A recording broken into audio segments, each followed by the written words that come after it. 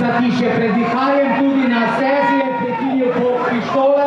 Rok Perlan začenja zelo hitro po pričakovanju in že prehiteva tekmovalca pred sabo. Kje se bodo danes ostavile ure ob času zmagovalca? To bo zanimivo videti. Perlan še vedno zelo hitro in odlično izkazal se na praktično vseh tekmovanjih v letošnji sezoni in sedaj prihaja v ciljno ravnino z veliko prednostjo. Pomagajmo mu do še enega odličnega rezultata. Perlan seveda v vodstvu z veliko prednostjo na semafor.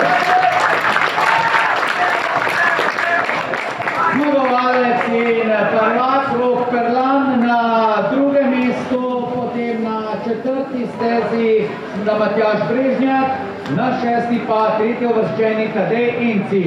46, 33, 32 uradno čas zmagovalca v teh zahtevnih razmerah. Nov osebni rekord za drugo uvrščenega tekmovalca.